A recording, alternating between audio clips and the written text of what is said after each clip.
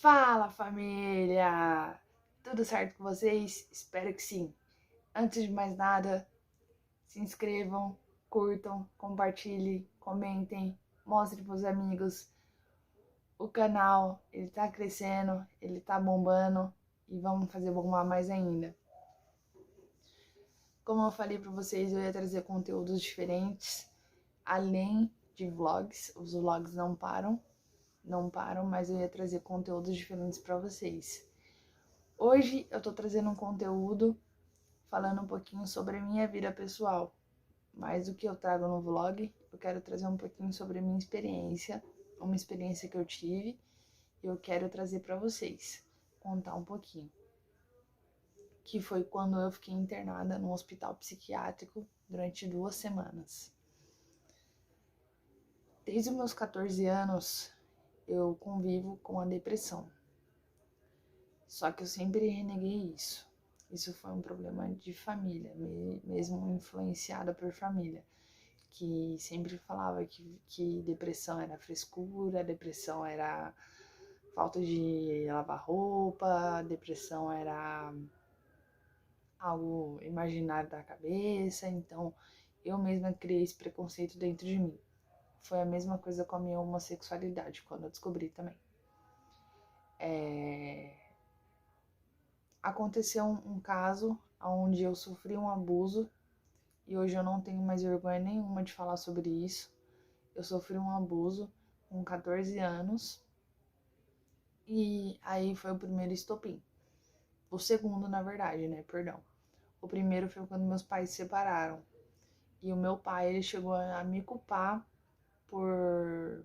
pela separação dos meus pais. Então isso ficou muito na minha cabeça. Porque eu tive uma infância que toda criança pediu para Deus. Eu morava num dos melhores apartamentos da cidade de São Paulo. Tinha tudo do bom e do melhor.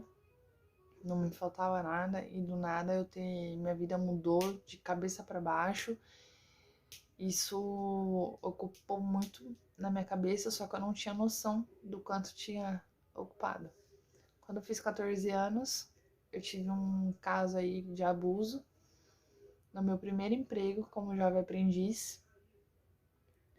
Foi aonde eu descobri que eu tinha depressão, só que eu não aceitava que eu tinha a depressão. Fui decorrendo na minha vida, fui trabalhando, fui vivendo, sempre tive uma vida normal, sempre me relacionei normal. Quando eu comecei a me descobrir homossexual, pra mim foi muito pesado pra minha cabeça, porque você se descobrir homossexual, você saber que você tem depressão e você não aceitar isso, você ser uma pessoa ansiosa e você não aceitar isso, você não aceitar que você é homossexual e você ter problemas dentro da sua casa, dentro da sua família, é complicado pra caramba. Imagina isso tudo dentro da sua cabeça e você tendo que assimilar tudo isso ao mesmo tempo. Tive meu primeiro relacionamento, vim de São Paulo para São José do Rio Preto, com 21 anos de idade. Foi aí que eu me descobri. E nesse relacionamento foi quando eu comecei a ter crises de pânico. Para quem não sabe, crises de pânico são aquele estopim que dá na cabeça da ansiedade, quando a ansiedade ela chega no nível máximo onde o seu corpo não produz serotonina. Ele não produz serotonina e você começa a simplesmente tremer, chorar.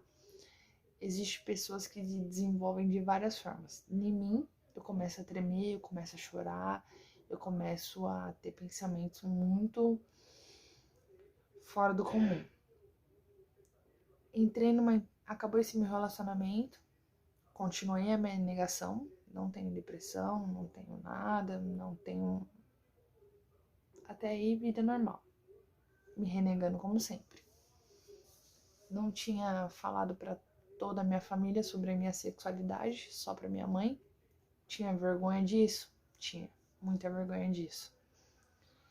Aí entrei no emprego, acabou meu relacionamento, entrei no emprego, mudei para uma outra cidade, Marília, e entrei num outro relacionamento. Onde nesse relacionamento eu me mergulhei não soube colocar, não soube no raso, fui direto de cabeça e dei com a cabeça no chão.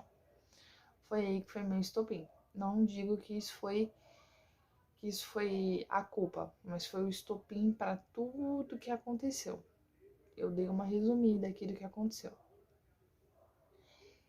Eu tive crises de bipolaridade muito graves. Eu tive crises de pânico muito graves.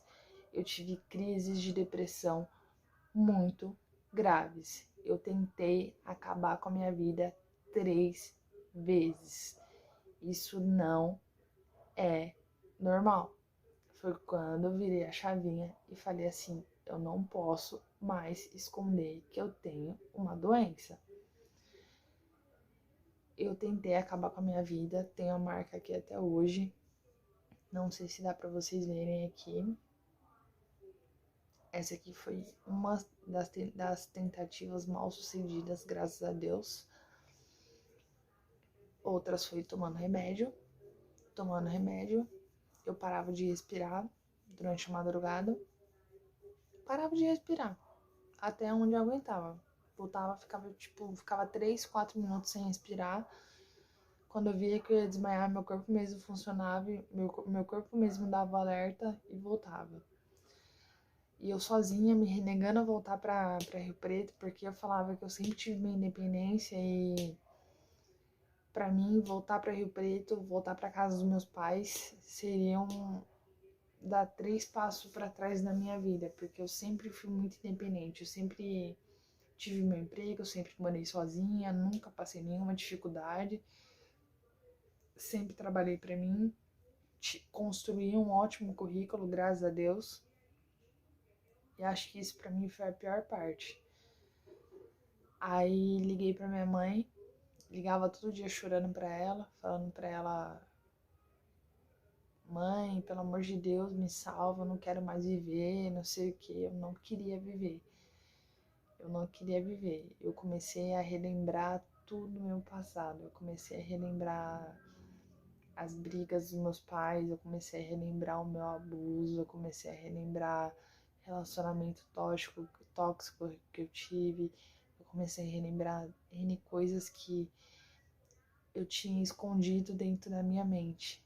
E começou a vir tudo vinha à tona, e eu escutava vozes falando pra mim assim: acaba com a sua vida, sua vida não vale nada. E isso pesou bastante pra mim, porque foi aí que eu entendi que eu tava num caso grave de depressão. Eu fui no hospital sozinha, lá em Marília, eu pedi pra ser internada, só que a minha mãe, ela fez um pedido e falou assim: não se interna antes de eu chegar aí, porque eu tinha medo de ficar sozinha. Porque se eu ficasse sozinha, eu tinha medo de eu mesma. Eu cheguei ao ponto de eu ter medo de ficar sozinha comigo mesma. Minha mãe, ela arrumou dinheiro emprestado, da onde não tinha, e foi pra lá e me internou. Convivi com N tipo de doenças que vocês possam imaginar o que é estar dentro do hospital psiquiátrico. E foi complicado. Teve um dia que quando eu me dei por si, que eu falei assim que eu ia lutar por mim, porque lá dentro você não pode ficar com nada, né? Nada que amarre o pescoço, não pode ficar com cardaço, tira seu celular, você não pode ficar com nada. E eu comecei a fazer crochê, eu fazia linhas de crochê e tentava esconder para tentar me enforcar depois. Eu pegava minha blusa e tentava me enforcar de madrugada. E vinha as enfermeiras e tirava atrás. Mergulho disso? Não mergulho, mas faz parte da minha história. Faz parte da minha história e faz parte da pessoa que eu sou hoje. Não digo que eu deveria ter passado por tudo isso para construir o meu caráter, Mas graças a tudo isso que eu passei, me tornou a pessoa que eu sou hoje.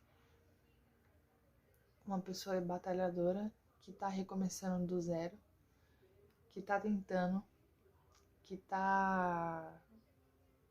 tem uma cabeça totalmente diferente, que tem crise do pânico ainda, porque quando eu tenho meus picos de crise do pânico, eu preciso urgentemente tomar meus remédios e deitar. Sobrevivo com medicação e não tenho vergonha nenhuma para falar sobre isso. Por que eu tô abrindo tudo isso para vocês? Para se alguém se identificar com isso, não achar que isso é motivo de vergonha. Pelo contrário, se orgulhe da sua história. Se orgulhe da sua história e se orgulhe de quem você é. Se orgulhe por cada passo que você deu. Hoje eu tenho um emprego, tenho minha namorada, que eu amo demais, tenho a minha família de novo, tô construindo minha família novamente. Passei por um susto com a minha mãe esses tempos atrás aí, que eu quase perdi minha mãe. Foi onde eu testei minha cabeça ao último. Tenho minha sobrinha, tenho minha mãe, tenho minha avó, tenho a minha irmã, tenho meu pai que tá longe, tenho meus padrinhos, tenho pessoas que me amam. Então, graças a essas pessoas, são que me fazem querer lutar todos os dias. Então, esse vídeo aqui é um desabafo para você lutar, para você que está se identificando com aquele pequenininho estado de ansiedade, por mínimo que for, você não está sozinho. Procure ajuda, converse com alguém. Não guarde só para você. Não espere chegar onde eu cheguei. Não espere chegar até o seu limite. Porque é silencioso a doença. É silenciosa. Eu sou uma pessoa que eu dou risada, eu brinco, eu me divirto. Só que eu sei o que eu passo de madrugada. Eu sei o que eu passo sozinha. Eu sei o que eu passo dentro da minha própria cabeça. Eu luto comigo todos os dias. Eu decidi sair do hospital só para não ver minha mãe sofrer, porque senão eu tava internada até hoje. E graças a isso foi onde eu arrumei força para voltar a viver. E agradeço muito, muito a minha família e a minha namorada por isso. Que são pessoas que estão lá por mim. Então você hoje que luta com isso, não desista e não tenha vergonha disso. Não tenha vergonha. Você não é diferente de ninguém. Beleza, família? Esse foi só um relato. Espero que vocês tenham gostado. Não esqueçam, curtam, compartilhem, se inscrevam, que vem vlog mais por aí. É nóis, família.